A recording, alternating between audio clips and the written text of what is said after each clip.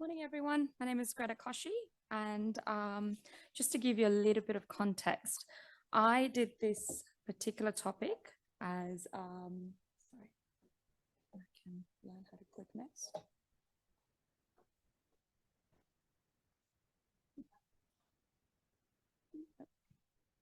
Oh, there we go.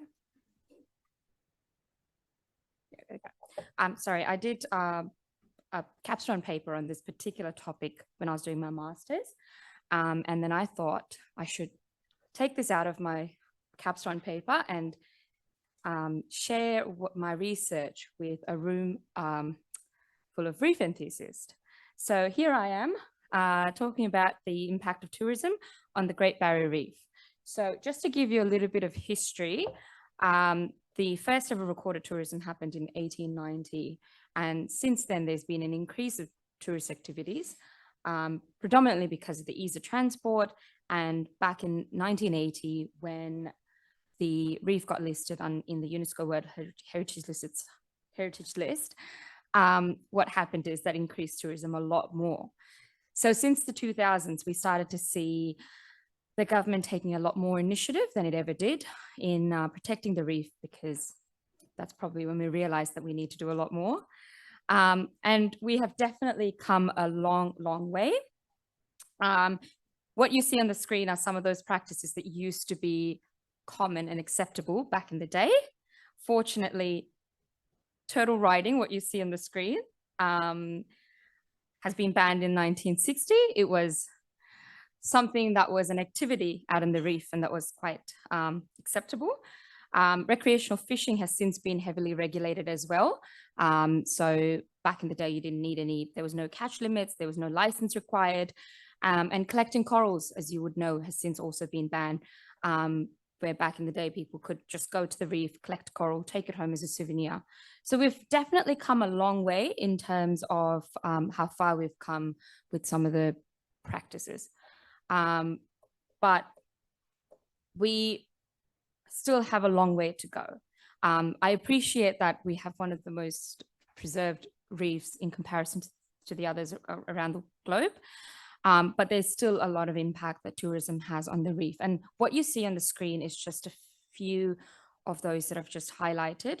And I'm sure a lot of you in the room have come across a lot of these and done some research, spoken about it, and probably done some great works to mitigate these impacts as well. Anchoring, noise pollution, marine debris pollution, tourism-related shipping activities, and UV filters from sunscreen. I won't go in depth because I've got to stick to some time. So for instance, tourism-related shipping activity. I'm not sure if people have heard of the Carnival cruise back in 2018. They reported themselves in for illegally dumping 28,000 litres of liquid waste into the Great Barrier Reef. They were fined $2.1 million back then. But then reading that article made me question how many of these cruises go around potentially doing the same thing but getting away, because the Carnival cruise had to report themselves in, others might have gone under the radar. So there's that question of we should probably look into enhanced monitoring and enforcement. And the other issue is UV filters from sunscreen. And when we go out to the reef, you would have noticed that there are reef-friendly sunscreens. And that's because there's some preliminary research that certain sunscreens have UV filters that's harmful for the reef ecosystem. It impacts the DNA, and there's a lot of impacts of it. What concerns me is Hawaii is a great example. They've actually taken a proactive approach to ban such sunscreen, and they're only selling reef-friendly sunscreens, for instance. In Australia, what we've done was that Queensland government's acknowledged that there's this study.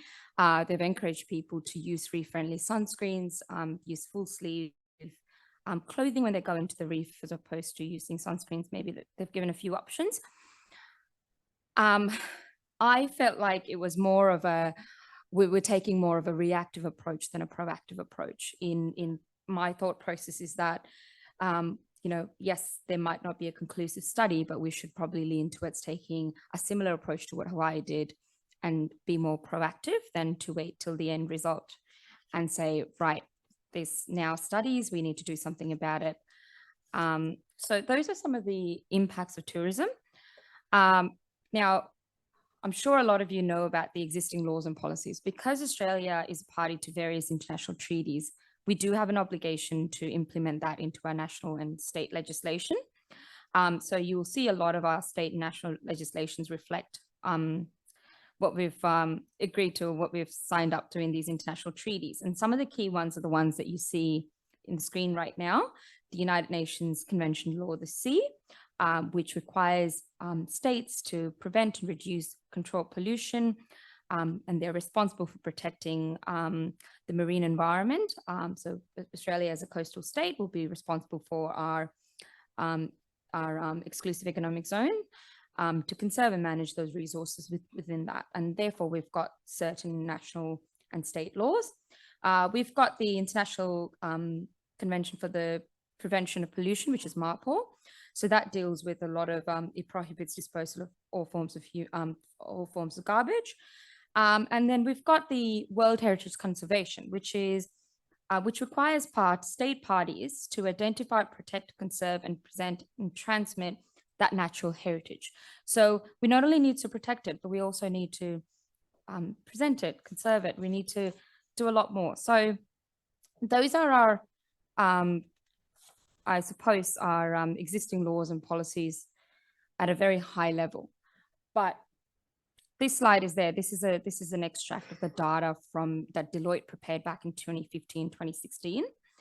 Now, I know this sounds like an old data, but keep in mind we've had COVID, and this is probably one of the best figures we'd get for the moment. I know when we say there's tourism impact on the Great Barrier Reef, I need to emphasize that there is some economic value as well. So Deloitte data says they've valued the Great Barrier Reef at $56 billion, which includes the brand value.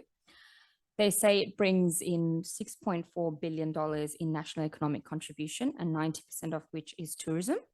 It brings in 64,000 jobs, and 39 of which is direct employment. So tourism is a big thing for our economy.